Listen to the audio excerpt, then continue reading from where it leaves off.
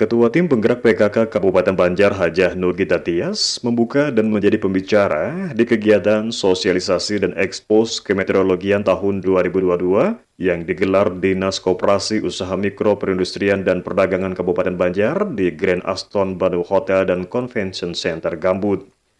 Kegiatan ini diikuti owner dan manajer SPBU di Kabupaten Banjar, beberapa perusahaan tambang, serta perusahaan daerah Pasar Bauntung Batua. Laporan Kepala DKUMPP Kabupaten Banjar I Gusti Made Suryawati selaku Ketua Pelaksana menjelaskan, tujuan kegiatan tersebut adalah untuk memberikan informasi kepada pelaku usaha yang memiliki ukur, takar, timbang, dan perlengkapannya, serta wajib ditera dan tera ulang. Dari kegiatan ini, Made mengharapkan ada peningkatan kualitas pelayanan tera atau tera ulang terhadap wajib tera ulang dengan saling memberi informasi, masukan, dan juga mengetahui kebijakan berdasarkan peraturan yang berlaku di bidang kemeteorologian.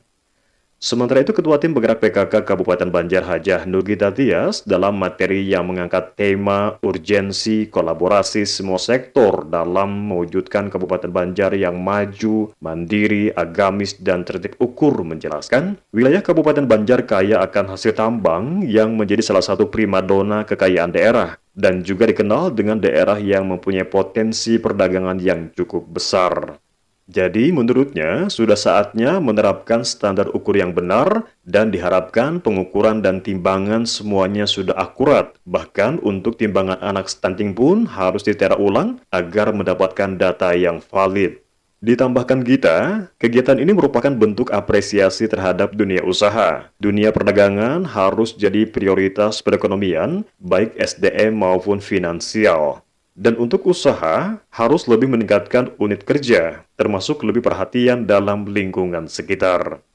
Secara khusus kepada peserta para owner dan manajer SPBU yang memiliki rest area, Gita berharap bisa mengakomodir para pelaku usaha kecil atau UMKM. Ia pun mengajak owner SPBU dapat bersinergi dengan pemerintah Kabupaten Banjar untuk lebih memudahkan masyarakat dan membuka peluang usaha bagi UMKM bisa dimulai dari CSR perusahaan yang ada. Merupakan salah satu wujud dari kepedulian pemerintah Kabupaten Banjar terhadap dunia usaha dan masyarakat kami, Pak. Yang mana mayoritas dari masyarakat kami ini banyak di perdagangan dan pertanian, Pak. Karena khasnya Kabupaten Banjar itu berbeda dengan daerah perkotaan. Mungkin daerah perkotaan itu banyak masyarakatnya yang memang bekerja di instansi ataupun menjadi pegawai, ya Pak ya. Tetapi kalau untuk di Kabupaten Banjar masih mayoritas tinggi itu mereka sebagai petani, pedagang, dan tentunya juga suplai dari pangan serta kebutuhan-kebutuhan lainnya itu juga disuplai lumbungnya di Kabupaten Banjar, Pak.